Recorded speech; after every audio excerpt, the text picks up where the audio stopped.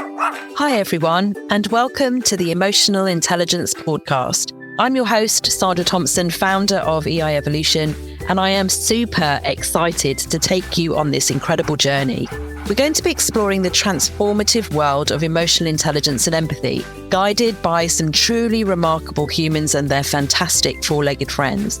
In each episode, we'll dive into inspiring and heartwarming stories about our beloved canine companions. We'll discover the unique and magical bonds we share with our dogs and uncover the profound lessons they teach us about understanding and managing our emotions.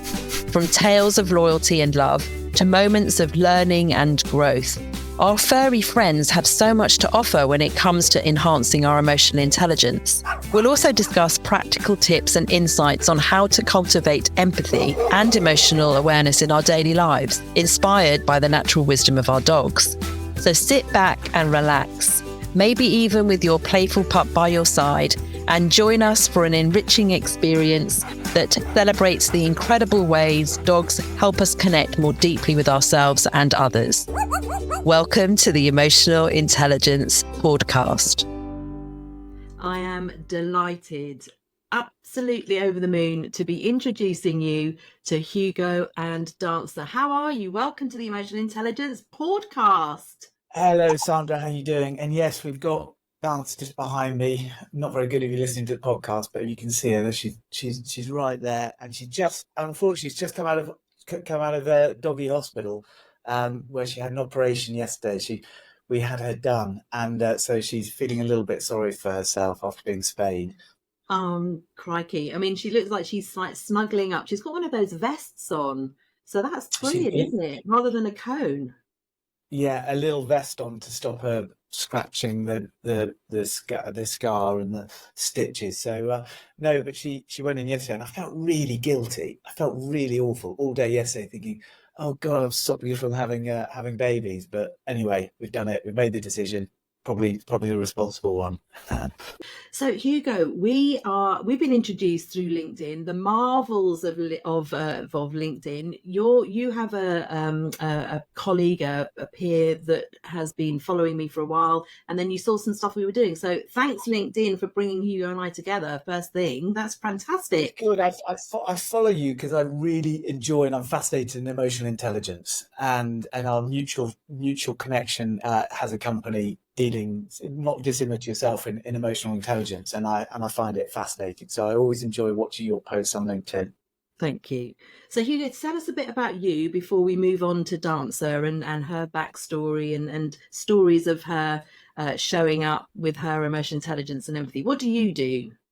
Well, I'm a kind of journalist, filmmaker, content creator, call it what you will. So I spent, I trained as a journalist, went into making, working in newsrooms and then documentaries, a lot for Channel 4, things like Channel 4 Dispatches and Unreported World, where I was a series editor for a bit, and then went on to Economist Films, where as an exec producer, I helped to kind of launch and pioneer the growth of Economist Films, it's been a huge online success story. So you look at the Economist Films online, and then a few years ago, I kind of jumped ship and started my own agency, Cuckoo Creative, CUCU Creative, and I go into companies and I help them to create content that resonates better with their target market and helps the business to grow.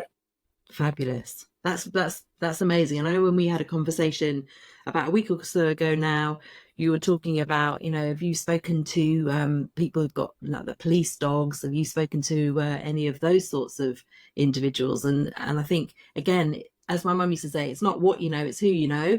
So I'm looking forward to perhaps bringing in someone from the police with their German Shepherds, all being well. So let's hear a bit more now about Dancer. Did you get her from a puppy? Is she your first dog? What's the story? So I grew up on a farm in Shropshire, not far from the border of Wales, and we actually didn't have sheep, but we had border collies because they were great farm dogs, and they were farm dogs, not pets, as it were. They were there to work, and they lived outside in largely kind of, they had their kennels, and they weren't pets. And and but they kind of, as we got older, of course, kids don't see the differentiation between a farm dog and a pet, and so they became more pets than farm dogs, to my dad's consternation. But no, the Dancer we got a few years ago, from a sheep farmer in Wales, which is where we always used to get our border collies, because they're good pedigree and good dogs. So we've had her for a couple of years. She's been the most 3 years. She has been the most beautiful dog to have. I mean, border collies have their quirks, right? They are amazing to train. So when I go out with her on a walk, people think I'm some kind of genius because she's so well under control. But actually, she's, it's just, as the guy when we bought her said to me, he said, you do realize that these dogs are born half trained. I was like, well, okay, great. Okay, perfect. That's good for me. So she's good like that, but they have their quirks, border collies, but she's beautiful. And we have 2 children and she's wonderful with the kids. Really, really good. So let me just get this straight, Hugo. So you look like the dog whisperer, but actually you're not. It's down mostly to Dancer, her DNA, and the fact that she's half trained before she even comes into your house. Right, Yeah, now exactly. I know the truth. I'm going to give people who've got border collies a bit of a different look. I think that's what's going to happen. I pretend, and people say, "Oh, you grew up with them." And I go, "Yeah, I grew up with them," but I didn't. I didn't really. Do you know what I mean? My dad trained the dogs. I had nothing to do with them, so they think I'm some kind of dog whisperer. But actually, they're just you need to do the minimal to get the most amazing results. They really know instinctively what to do. So tell me a bit, you mentioned quirks there. Tell me a little bit about some of the quirks. What are they? Well, quirks of border collies, I think quite often they're fantastic one-on-one. So when I go out, she'll be so zoned into what I'm saying that, unlike a lot of other dogs, like maybe spaniels, if they get onto us, or dogs that get onto a scent, getting the back, they just won't listen to you. They'll just go. Whereas you'd never have that problem, or I've never had that problem with our border collie. And so one-on-one, they're absolutely zoned into you. And she will, I mean, actually, like a lot of dogs, she'll just follow me around the house all day. She'll just be, she's one man and her dog. Yeah. But when she's in busy situations, I think they're a little bit on the spectrum. So you've got kids' parties or something like that. It's just too much noise, too much information. So Yeah. I'll keep her out of those situations. You go to the beach, it's just too much going on. So I keep her away from really, really busy situations. The other quirk is really sensitive hearing. So, when you're up on the hills and you're getting sheep and you're trying to whistle her from 300 yards, she's amazing. But when you're in the kitchen trying to take stuff out of the dishwasher and all the clinking of the knives and forks, she just runs around in circles. Or the other one is sellotape. If you undo sellotape, she will drive her nuts. So she's got really sensitive hearing, which is a bit of pain. But I find it really interesting with other people's dogs. Like, no, every dog has their quirks, and as long as you know what they are and you manage those situations, then you're good to go.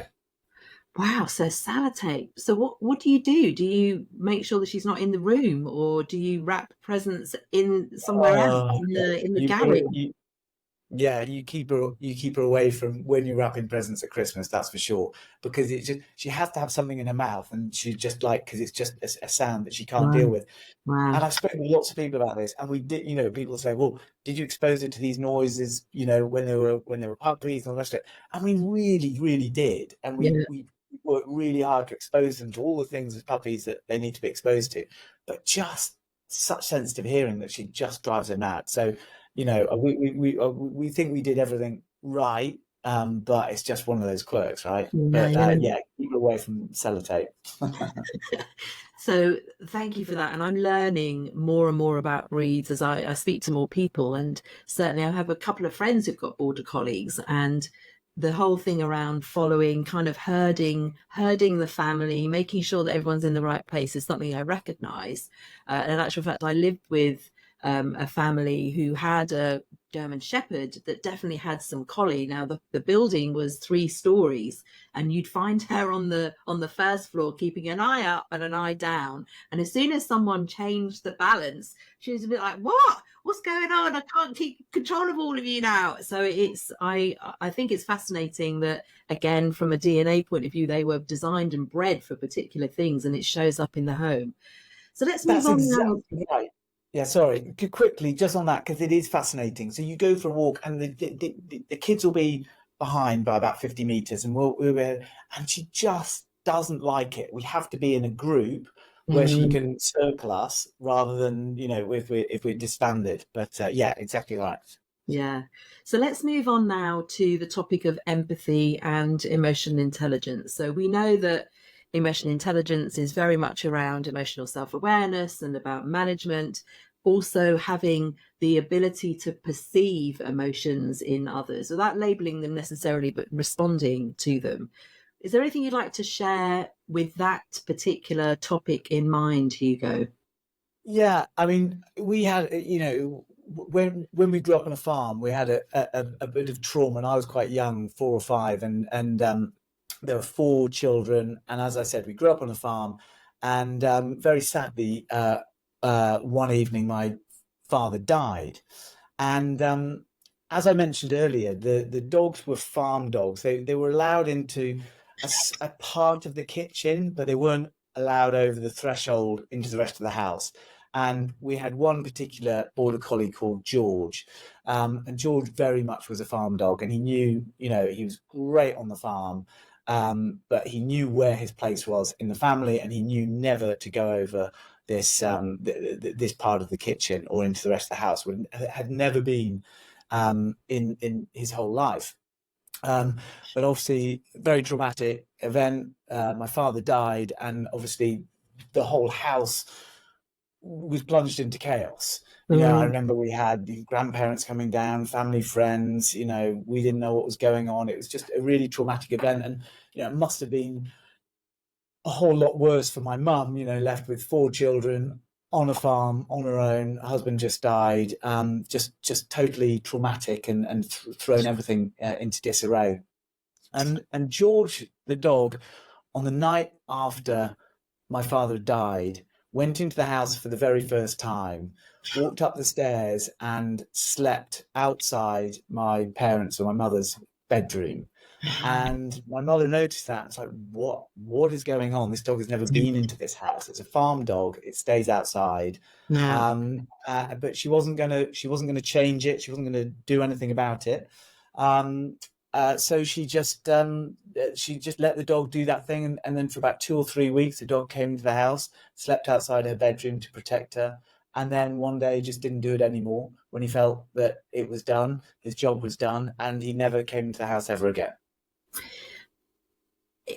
It's incredible, honestly, and I'm really grateful for you sharing that story. I'm just trying to keep it together right now, because the power of, I don't know what goes on in their minds. I don't know how they're wired. I don't understand how they know. I mean, I had a similar experience, which I'll talk about in just a second, but the fact that your mum allowed the dog to do that, to act in a certain way, to grieve or to protect or to mourn or whatever it was that they were doing. But the fact that they know, not just the fact that the human is missing, but the fact that there's a different energy in the house, that something isn't quite right.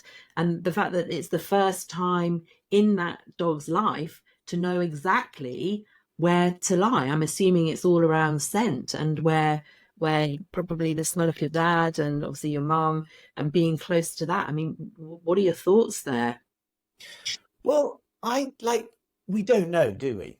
But I would like to think that, and I feel very strongly that the dog knows when it has a role to play as a protector. Yeah. So in the family structure, there's pecking orders, and at that time, my father was very much the top of the pecking order in that dog's life. Yeah. And dogs, certainly between farmers, people have different relationships with dogs, but there's a pecking order, and dogs aren't dolls. They're there's a pecking order, and you need to train them as such. Yeah. And I think that once my father had gone, obviously the dog would have been grieving as well, but it very much had a sense of duty to protect. And I feel like the dog had, knew that it had a role, that things had been thrown into disarray. My father wasn't there, whether it understood death or I don't know, but it definitely had a sense of duty to protect, which actually, which takes me on to this dog here. Dancer, So featuring in the background Dancer, there. For those of you that are watching, Dancer, apart from doggy, interesting. Go on. Sorry. No, and this dog, you think, not a farm dog, much more of a family pet, like, very loving dog. But my son, who's 8 now, but he probably would have been about 6, last year, a couple of years ago. And he had a series of nightmares, and he'd come down and he'd having this, I'd seen something on YouTube, something quite scary, and he was at a period, it was really painful. He was just getting up, crying, having nightmares. And one of the first times it happened, the dog was sitting with us, we were just watching the TV. He came down, and I went up to put him into bed, and the dog came up and got onto my son's bed, which he's not allowed to, she's not allowed to do, but she did it. And I just thought, you know what, I'll just leave her. Anyway, so she stood and comforted my son just by being on bed, and he loved it. And then, so whenever he had a nightmare, he would come down and we would look at the dog, just look at the dog, and the dog would walk upstairs and jump on the bed. And she would stay there for about probably 45 minutes to an hour until he was asleep, and then come back down. And in the same way, there's a sense that she knows what's going on, and she knows she needs to protect him and help him, and it doesn't take any more than a look. She knows exactly what to do, and the fact is she won't stay there for the night, she'll stay there for as long as she needs to. And that is extraordinary. In the same way that her old dog, when my dad died, felt like, I'm doing it for this period, and all of a sudden didn't do it again because he wasn't needed to. So it's extraordinary how they sense these things, and it's their kind of duty. So you're talking about emotional intelligence and that empathy, but the amazing thing about border collies and many other dogs is they feel the sense of empathy that they need to do, and then they act on it. And when you put that into the human state, because quite often I've been in an office situation where you very much sense, most of us, have a sense if something's not right, somebody's not right. And quite often we don't act on it. And it's only later that you think, oh God, I should have done something. It's an arm around the shoulder, isn't it? It's everything okay? It's one of those things. And that's the difference between dogs and humans. A lot of humans maybe don't have that emotional sense that they figure something's wrong. But even when we do have that emotional sense, it's, do we act on it? Dogs do that instinctively. Yeah. No, I agree with you 100%. It's as if, well, this has happened, into action. And I think the interesting thing from things that I'm reading about dogs to understand them better, the whole we domesticated dogs, I'm not sure about that. I honestly believe that in the 14,000 odd years that they've been hanging around with us, they've got to understand us so incredibly well and adapt to us that they do these remarkable things without any question, automatically, instinctively, because they've learned exactly how to respond to the things that we present to them. I really believe that. I mean, what's your view? Do you think that man domesticated dogs? I've got a feeling it's the other way around, quite frankly. Well, I think this is a really, really interesting argument, because if you look at what are the most successful species on the planet? Wheat and chickens. Wheat because it's managed to reproduce, because chickens as well, and then there's an argument that mycelium and mushrooms, that for generations we've been using the psilocybin, the hallucinogenic effects of mushrooms for years, and humans have been using them. I read something recently that was like, well, actually, mushrooms are such an intelligent, and the mycelium and the fungi is such an intelligent species. Like, who's using who here? Yeah. So you go coming back to dogs. Yeah. We instinctively think that we are in control of all these situations, but dogs, the fact that they read our faces very, very well, so they can read a human's face probably better than other humans, that they look at one side of the face. Is that not right? And then you're thinking, well, hang on, if they've learned to do this, who's manipulating who? It's like man's best friend, but our dog's not manipulating us, right? Because they read Yeah. us so, so well. They know what we want, how we feel, and therefore we bring them along. Look, I mean, who's manipulating who? She's got a great life here. I take her for walks, we feed her, it's perfect. Yeah, absolutely. So what What are different? your thoughts? What are your thoughts then? Well, this is really interesting. What would do you think that dogs over thousands of years have learned how to manipulate humans? I think that I think they have. And I think that we're fooling ourselves by thinking that we're the ones that are in charge. I mean, that's typical human species response, isn't it? But certainly how they gently incorporated themselves into communities, they became useful. They helped with the hunting, they helped with tracking, they helped with retrieving. And we've been smart in creating certain breeds that can undertake particular roles. So, from a task point of view, that's been smart.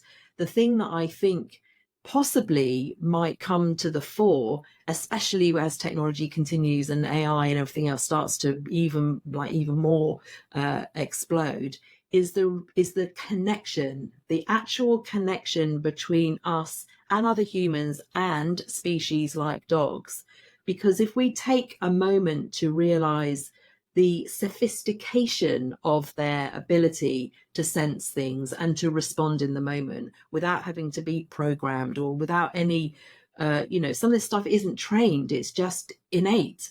I think that we might, if we take a moment to appreciate it, will invest more heavily in that relationship and that connection. And I do hope that humans can see, that's the purpose of this podcast, humans can see the remarkable things that dogs do and learn from them. So from your point, they do things unconditionally. They do things without hesitation. I mean, of course, there are ethical things we need to consider, but ultimately, kindness and compassion and empathy, we get it in the bucket load from a number of different species if we are present for them. And that's the same with humans. If we're not present for the other human, we won't even see anything that they're doing. We won't notice the incredible things that they're doing because we're just far too busy. It's the best of humanity. When Yeah. you think about, I always put it back to service, and I notice you write a lot about service on LinkedIn and emotional intelligence and what we do. But I think about the best service I've ever had was on a beach in India where I was having a conversation and with my wife, and must have been 15-year-old waiter overheard me saying, I thought, wouldn't it be fun to have a barbecue on the beach? Before I knew it, there's a big pile of wood, and he said, "This is for you, sir. Go and have it." I was like, "What?" He overheard a conversation, and then about an hour later, he came out with loaded prawns from the market, and he did it because not because he did it off his own back. Yeah. But he did it because he just wanted us to have, he heard something, he wanted us to have the best time, and he acted upon it. And it's just a brilliant emotional intelligence in the sense of, or in the same way that, when people realize that something's not quite right and they do something out of the blue and it just shifts your state and realize people are good. It's the best in humanity. And dogs do this day in, day out, just noticing our sense of being, where we are and how we're feeling, and they will try and support us, which is insane, right? 100%. And I want to share a little story here because I think sometimes, and this really follows on from your story of the beach in India, you don't have to know someone really well to show up in a kind and compassionate way. So here's the story. So I have an auntie that lives in Hampshire. She has a neighbour who's got a black lab. whenever I go and see my auntie, this dog kicks off because I think he's trying to say, what? Who are you? What's going on? And he jumps against the fence and he's barking, and he used to come through the gate and sit in the kitchen and like basically give me the evils, as if to say, excuse me, I think this is my time for treats and you're right in the way, you're delaying the treats time. My dad passed away and I went to see my auntie the following day. That dog, and I went into my auntie's little house and I sat on the floor, and that dog didn't bark when I came through the gate, and he quietly came into my auntie's home. He came straight through the kitchen. He sat beside me and he put his head on my thigh and just sighed. So this dog has seen me, but he's not my dog, but he also knew what I needed. Now, my auntie and I just kept giving each other looks as if to say, what on earth is going on? Because this is out of the ordinary. But my point of explaining this is, he doesn't know me. I don't feed him. I don't give him any treats. I have no responsibility for him. And yet he showed up in that way. So again, if we had the presence of mind, if we decide that it's the right and compassionate thing, I wonder what would happen in society if we took that moment more often to do something. That's fascinating. And you know what? It's reminded me, we spoke about, what I do as a job and have done for my career. And I've had so many different experiences with different kinds of people all around the world. And I grew up and we had a family friend of ours with Down syndrome. And just at different parts of my life, I've been fortunate enough time to have, relations with people with Down syndrome. And one day I heard about this couple in Blackpool, and they were a Down syndrome couple and they were going to get married. And I thought this is a brilliant story because ethically there's a lot going on here.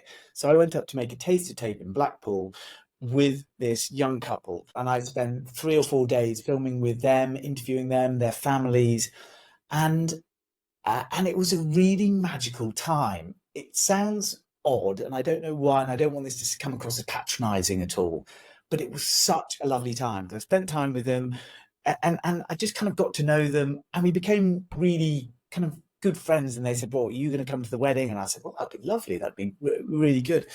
And I came away thinking it was a time in my life when I'm not sure I was that happy, only retrospectively when you can look back. And I came away, and honestly, I was so moved and emotional about what I was asking myself, why has that been such an amazing experience? Why do I feel so moved about taking, 3 days and spending 3 or 4 days with a Down syndrome couple and being in their world? And it's because there is no judgment. There is everything that comes out is absolute, love. And they just understood and were kind and were calm. And yes, they have their own issues in their own world, but actually there's no judgment. And it was just empathy. And they looked at me without any of the rubbish we have in front of our eyes, all the judgment, all the different lenses. And it's just love and straight to the point. And in the same way that, when you come in, the dog is just not judging you. And that's why you feel so good around them. And I just use that because I go back to that filming, that 4 days filming. And I remember it made me more happy than any other filming I've ever done in my life.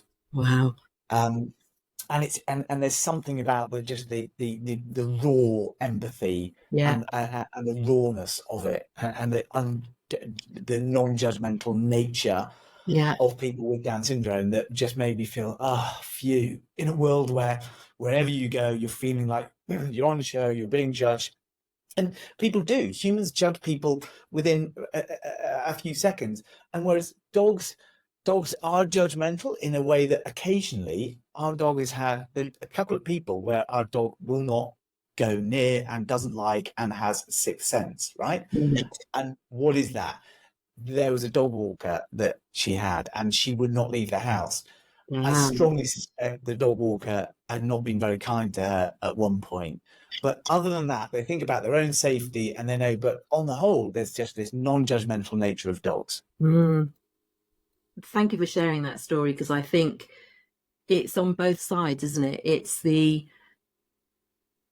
It's your openness and vulnerability to feel what was being broadcast to you, as it were. That's a bit of a clumsy way of explaining it, but also the unconditional nature of their warmth and their love and their involvement and their accessibility and all of those amazing things that do come with people who have different conditions.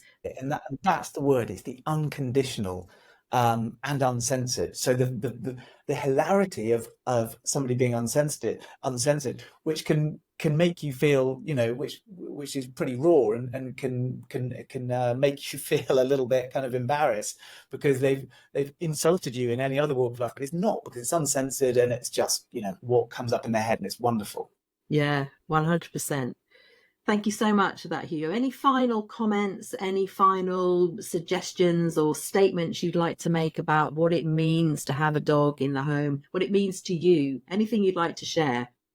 Well, I think it just comes back to who's using who, right? And we think that, we have a dog and we give it a good home and we train it well and all the rest of it. But really, really, who needs who? Because I know that my own mental health and well-being and the well-being of our family, I know that the dog Dancer brings a lot more to our family than we give to her. She's amazing, and I think that it's I think we think that we're in control of this dynamic, but actually it's the dog that brings, in the morning, kids getting ready in the morning and they'll wake up and they'll be in a bad mood, or a daughter will be in a bad mood or whatever, and the dog comes in and all of a sudden everything's good, and they come back and they might be tired from school and the dog's there, and and the dog brings a lot more to us. And just the thought is interesting. She went into be spayed yesterday. Horrible thought. It's like, oh God, what if something goes wrong? That what would we do? And it really made me think yesterday. And I was getting not emotional, but thinking, crikey, she brings so much to our family and to me personally. And she makes me a nicer person to be around, I suspect. So really that's the thing. It's like, who's using who? Actually, I think we benefit probably far more than a dog benefits from us. Thank you.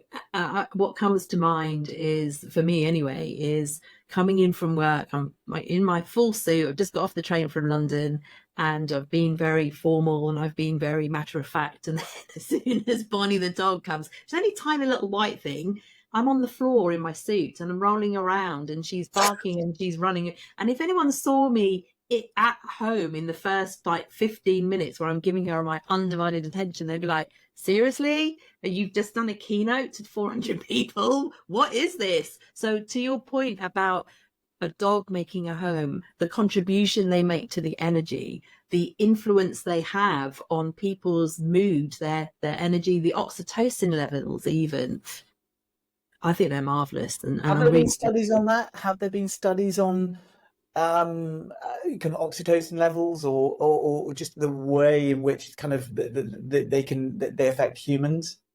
So from what I've read, the levels of oxytocin in us go up, but the remarkable thing is that with our own dog, their oxytocin levels raise to the same level. So they've done studies to show how both species, both us and the dog, when it's your pet, get to that point when you're together. Okay, well, that's a podcast I really want to hear. I really want to hear a neuroscientist who's studied animals and dogs and humans together. That would be fascinating.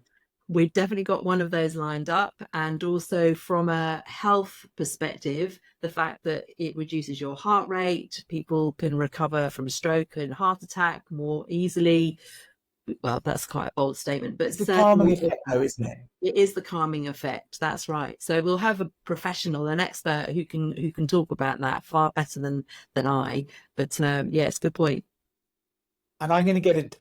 When I was filming again with the police and filmed with the dog units, they have amazing stories, and I won't do it justice, but I have the most extraordinary stories with the German Shepherds, with the dogs. So I'm going to put one of the policemen that I worked with in contact with you, because I'd love to hear one of them on your podcast, because they really do have amazing stories about working with their dogs.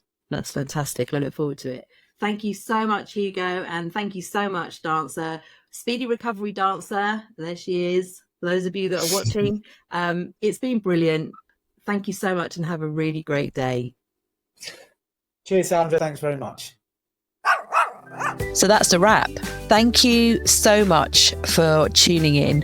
If we've not connected already, you can find me on LinkedIn. I'm on there most days. You'll find me under CXEI Sandra.